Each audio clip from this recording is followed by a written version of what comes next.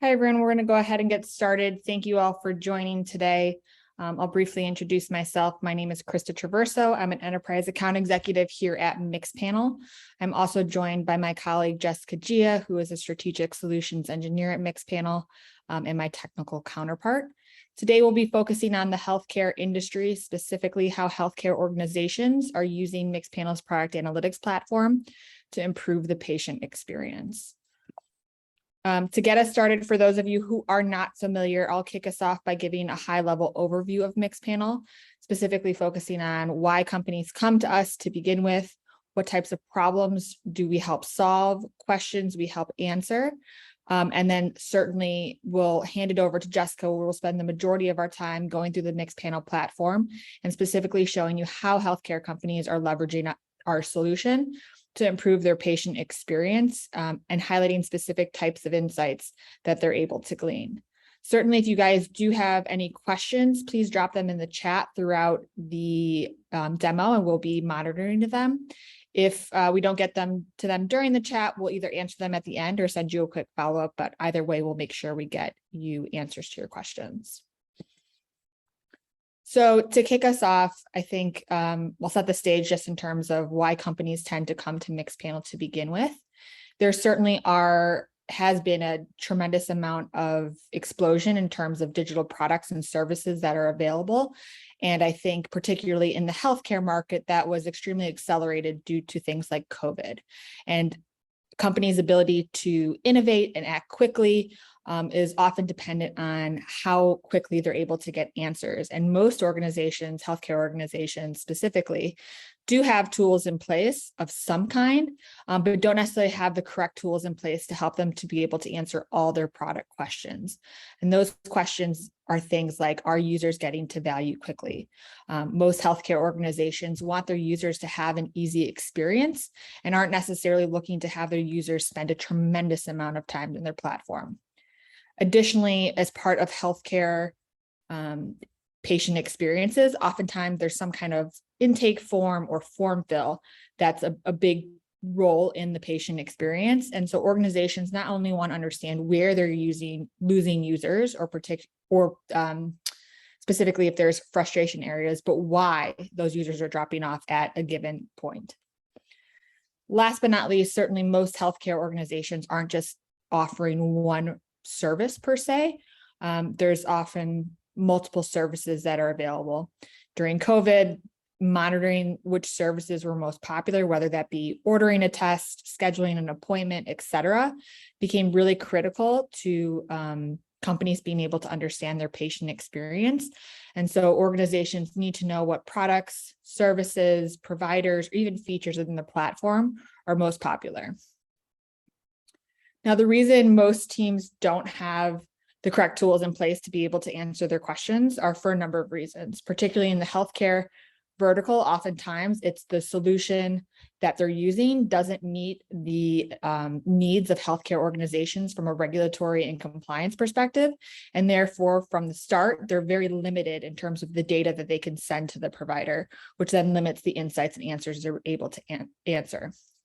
Secondly, oftentimes the tool they're using requires some level of technical expertise. Therefore, it creates a bottleneck in the organization where only a limited number of individuals actually have access to the data, and therefore can take upwards of 10 days for people to get back questions to the answers they have, again, hindering companies' ability to innovate and act quickly. So why Mixpanel? How does Mixpanel help solve for that? From a healthcare perspective, Mixpanel helps maintain our customers' HIPAA compliance. I'll drop the link in the chat here shortly that provides more information on that. We're one of the few analytics companies that's able to engage in a BAA or business associate agreement, which is needed for healthcare organizations. And lastly, with our data model, Mixpanel allows customers to have complete control over the data they send to us. So if there is specific PHI or PII data that you don't want your analytics provider getting, you have the ability to turn off any and all data points necessary. Above and beyond some of the healthcare specific needs that we meet, the value of Mixpanel is that we are a self-serve product analytics solution, meaning there's no technical level of expertise needed to go in and run really complex queries within Mixpanel. Additionally, we help organizations save time because we're cutting down that need to rely on others to be able to get answers to the questions that they have. We're able to help prioritize your product roadmap. So understanding which investments are going to have the biggest impact to your business, which are particularly helpful when you start to think about uncertain economic times that might be looming in the future. As you guys make those changes, we'll help understand the impact of those changes and what effects it had to the ultimate experience in your business. We help organizations get aligned because now everyone has access to the data versus just a select number of individuals. We help unblock your teams by removing that bottleneck of having limited number of individuals who can get access to the data. Help you better understand your customers, trust the data you're seeing in your tool, and ultimately connect seamlessly into your tech stack, which I'll talk on a second. As I mentioned, healthcare is a massive client vertical for Mixpanel. Wanted to highlight just a small sampling of some of the customers we work with today, and particularly highlight a case study with one of those clients, which is Patient Ping. They saw a 10% increase in customer retention using Mixpanel, and they did that by being able to identify in the platform that users who were highly engaged within their first week of onboarding tended to be long-term retained users. They then took that analysis a step further and found that engagement of people once they first onboarded was tied to their exposure and interaction with a particular feature within their platform. So armed with those insights, they made changes to their onboarding process to increase the time of exposure to that particular feature to help drive retention in the platform long-term. On average, though, our Mixpanel customers see anywhere from a 30 to 32% increase across three main metrics: conversions, engagement, and retention. And I want to highlight here that when most people think about conversions, they typically think of an e-commerce use case where there's some kind of checkout flow. I just want to note that this is any meaningful workflow, completion of any meaningful workflow to use. So that could be an appointment scheduled, that could be a test ordered, et cetera. I talked previously about Mixpanel fitting seamlessly into your tech stack. Mixpanel has over 100 native integrations set up with third-party tools. This is just a sampling of some of them. They are free of charge to use to our customers because we very much believe in a best-of-breed approach where one organization is not necessarily using a suite of products to solve all their needs, but are rather pulling from the best of messaging, A/B testing, attribution, et cetera. And so we play really well with those solutions and have means to connect both data to and from Mixpanel. I'll go ahead and hand it over to Jess, and she'll take you guys through the platform. Thank you, Krista. Hi, everyone. My name is Jessica. As Krista mentioned, I'm a solutions engineer here at Mixpanel, and I'm going to be walking us through the product demo today. Apologies in advance. We're having some technical difficulty, so I cannot get my camera to turn on, but I'm here with you guys, and hopefully you'll be able to see my screen here. Give me one moment. Let's see. All right. So as Krista mentioned, Mixpanel is a product analytics platform that makes it easy to understand who your users are and how your customers use your product. And right now we're just looking at a Mixpanel dashboard, which can be thought of as a home base or a folder to store and monitor the key metrics that you care about. And of course, it's going to be a natural starting point in Mixpanel. So since today's focus is on the healthcare vertical, I've created a customized dashboard that's going to be focused on healthcare use cases that you can answer in Mixpanel. And we're going to be spending the majority of the time going over these use cases that are hopefully the most relevant to you guys, rather than go through a deep dive of every single report and capability in Mixpanel. So what we might be able to see here are things like how easy are your users finding using your product. We know that healthcare companies are extremely user-centric. They want their users to have a great time in their product. So simple wins like drag and login successes, and perhaps even putting some tracking around failures, whether that's failure to do some type of event or even just logging in, is something that we've seen a lot of customers do to better track ease of use. And so what that might look like in Mixpanel is something as simple as tracking sign-ins. And we're just going to look at this as a trend. And right now we're just looking at the summary high level of it. And you'll still see that rather than be a static report, we have this dynamic report of a time series where we can see what the sign-in totals count look like for a certain day compared to a previous day. Alternatively, we also have the ability to capture sort of raw metrics or raw counts, the number of times someone had a bad experience or they failed to sign in. And then, of course, we can also look at this not just on the basis of success or failure, but also adding and layering some additional dimension to understand things like if users are signing in, or perhaps if they're failing, what kind of platforms are they using? How many users are using our Android app versus logging in on web versus any other type of device here? In addition to ease of use, another thing that our customers care a lot about is conversion to value. For a lot of these companies, rather than focus on getting a ton of engagement, oftentimes arbitrary of users just going into your product, clicking around, what we really want to focus on is getting users to value quickly. A lot of this can be done through funnels analysis. This might be the ease of signup, this might be completing various forms, or achieving some type of healthcare goal, whether that's meeting with your doctor, starting a meditation session, requesting a prescription, or anything like that. Using these types of reports, we can understand things like where and why users drop off, and we can even see this at the dashboard view here.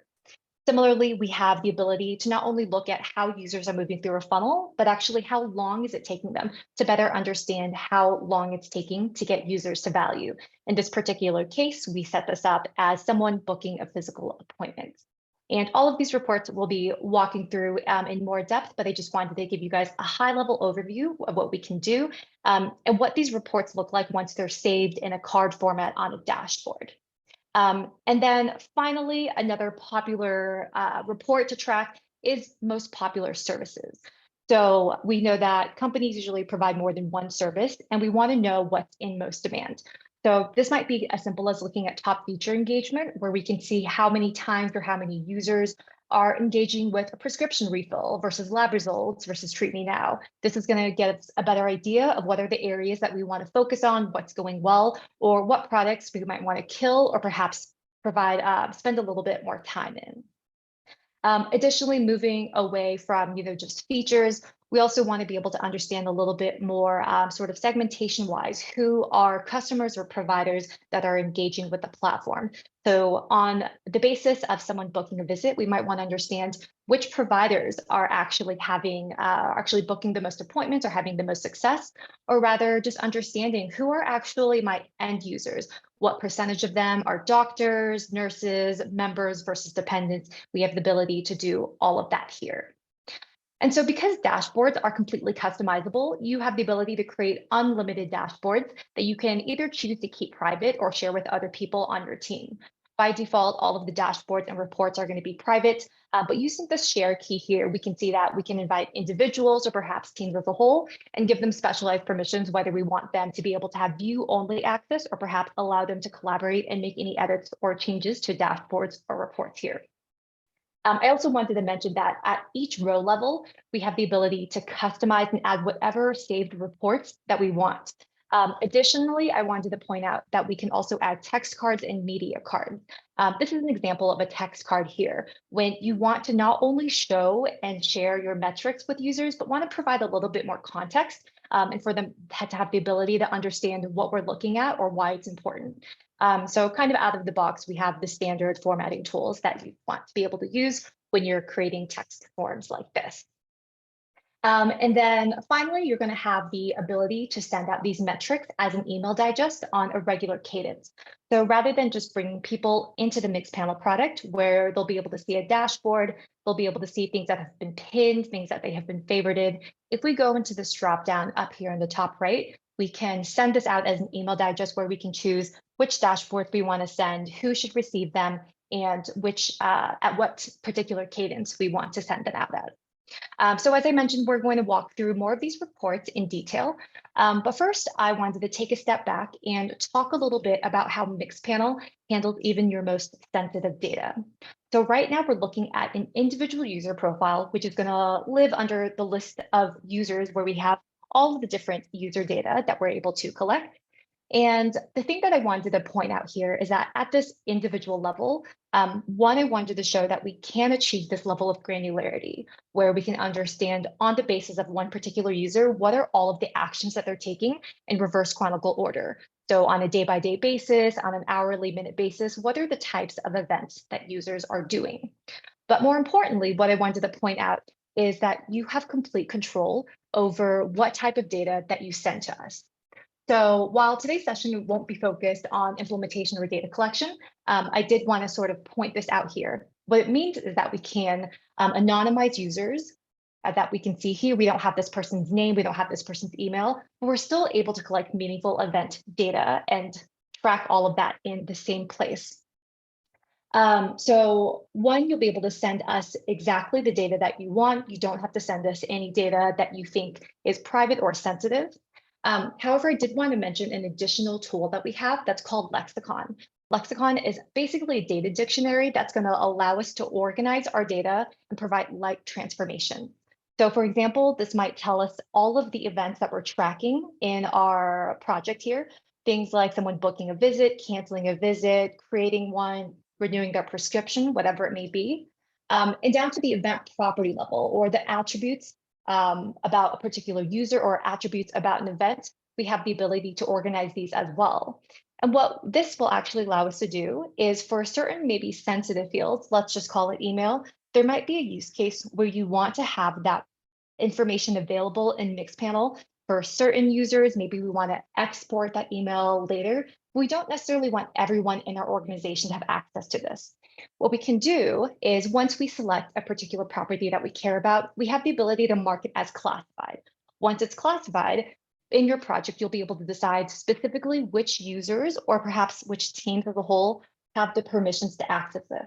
So in this way, you can kind of get the best of both worlds while you have access to the data, but it's limited to only the people with the right permission. All right, so let's go back to the dashboard briefly. So we can start looking at how we built some of the reports that we saw on this dashboard here, where every card we see on the platform is actually going to refer back to a report. And in fact, you can build all of the cards and reports that you see on this dashboard here with just 4 simple core reports that we have. Those are going to be insights, funnels, flows, and retention. So we'll go ahead and start with insights, which is one of our most popular reports. And you can tell where we are by looking at the tab that we're in and the icon that tells us that we're in insights. And across all of the reports, whether we're looking at funnels, flows, or retention, it's going to have the same format, where on the left-hand side, we're going to have our query builder where we put in our inputs or ask the question we want to see. And on the right-hand side, we have our visualization or output. So within this particular dropdown, we're going to have a list of all the events that we're tracking. In this particular case, we're looking at dummy data. As you can sort of see from some of these event names, we are mocking an app or a website that basically provides health services, allowing users to check up on their health, book visits, request prescriptions, whatever it may be. And we can do something as simple as selecting a sign-in count.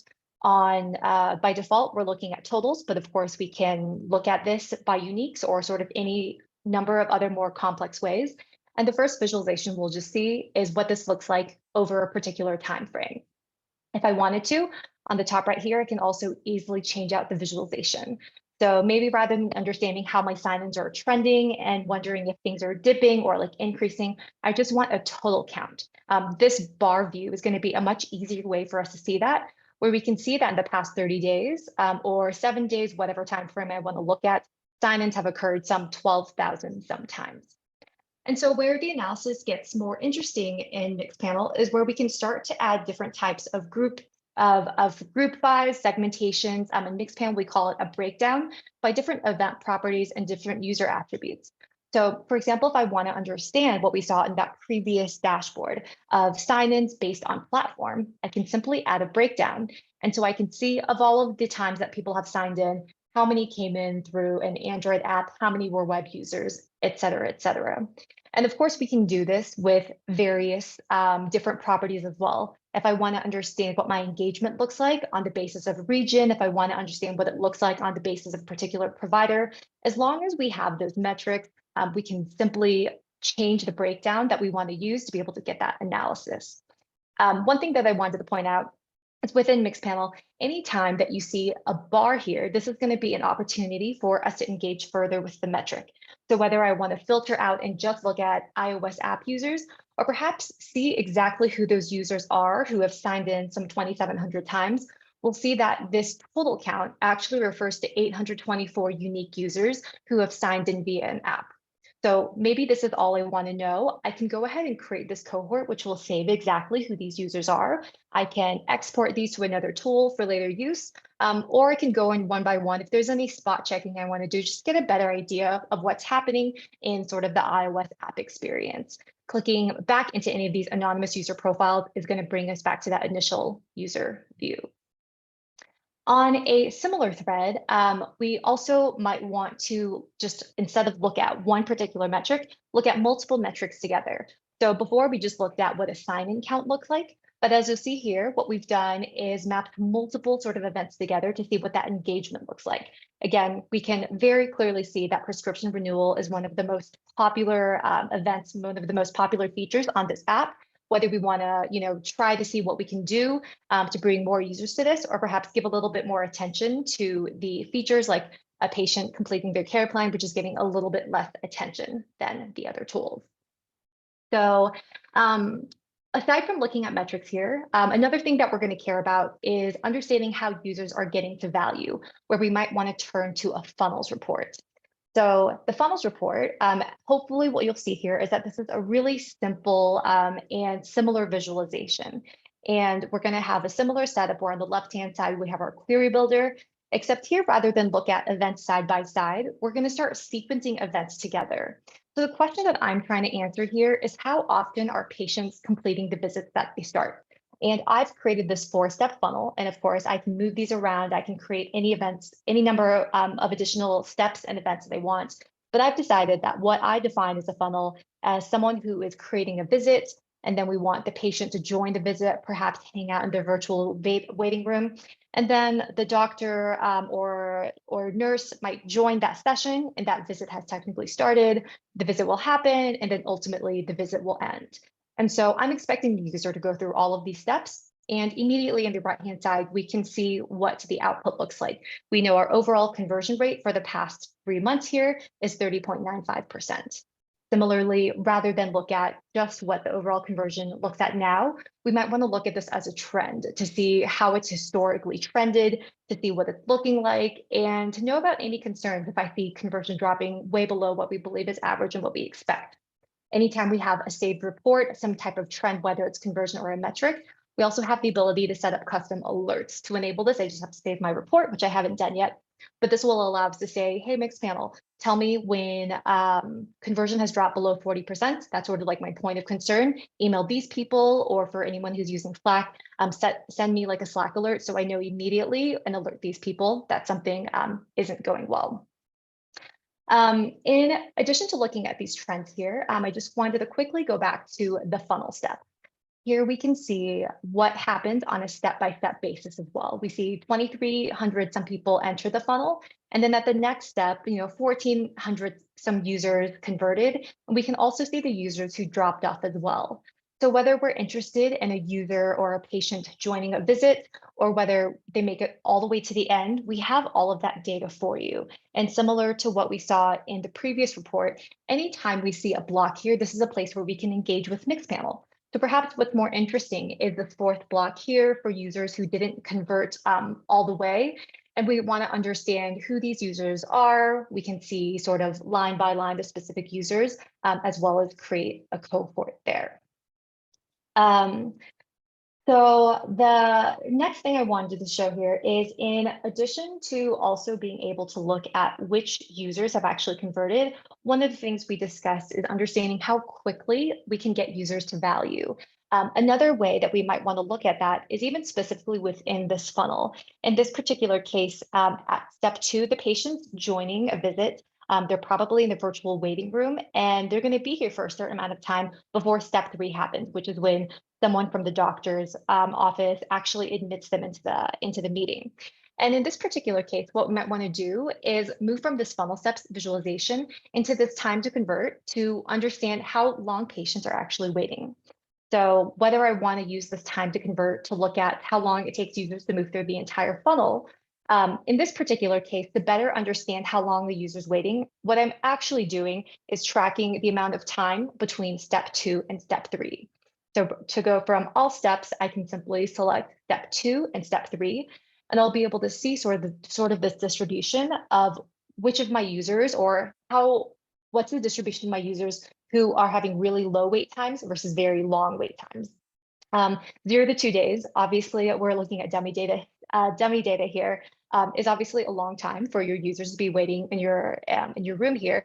But we can also sort of set up the interval sizes as well as zoom in, where we'll see actually, even though we started at the 0 to 2 day, a lot of people are sort of in this closer to this X number of minutes and even down to the seconds time range that we're looking at. As you could probably expect, similar to the other reports, these are also places where we can not only zoom in, but view who these users are and create a cohort. So the last report that I'm going to share with everyone today is the ability to understand user flows in a more flexible way. So compared to what we just saw in a defined funnel, in a defined funnel where we have to specifically define a sequence of events that we expect users to take, right now we're in our flows report. This is going to allow us to do a more exploratory analysis where we can ask different questions about a value moment, like how do users get to the point of scheduling a visit? What are the different paths, or what are the paths that they take to get to that point, or perhaps filling out a form? Because oftentimes there's different paths that users can take to get to the same step. And this report gives us a more exploratory analysis of how we get there. Conversely, we might want to understand negative behaviors and how users get to a point like canceling a visit, canceling their subscription, whatever it may be. And so the way that we set this up in this example here is on the left-hand side, we're going to choose sort of the goal event or the anchored event. In this case, I'm going to choose cancel visit. And we can see that this is represented on the very right-hand side here. And what I'm asking Mixpanel to do is show me the 3 steps that happen before a user cancels a visit. So the easiest way to think about this chart is starting on the very left-hand side, we have 239 users who have canceled. And now we want to see what was the immediate step that they did before canceling a visit. You know, what % of users did action A, B, or C? And this is going to allow us to basically see different types of events that might impact something like a cancellation that we didn't necessarily expect. Things like an error message that caused users to cancel that we didn't that we didn't know about before, didn't anticipate. So while this is just one way for us to use flows, we could also ask the question the other way around. For users who sign in or open my app for the first time, what do they do next? Or perhaps what happens between 2 particular events? And so regardless of which type of analysis you choose, you're going to be able to save your flows, your funnels, and insights report back to the dashboards of your choice. And from here, you can monitor those metrics or be able to share them with other teams. So this is going to wrap up the demo portion of our session today. I know we're sort of right at 10:30 Pacific right now. And I'm going to go ahead and pass it back to Krista to talk about how to get in touch to learn more. Great. Thanks, Jess. Thank you again all for attending. I wanted to share briefly, if you are interested in learning more about Mixpanel or you have any additional questions that didn't get answered today, please feel free to reach out to us at contactsales@mixpanel.com. I've also just dropped in the chat. We also have a free account you can sign up for online. The link I dropped will take you to sign up for that account. And in there, we have 6 sample data sets that you all can play around with to give Mixpanel a test drive itself.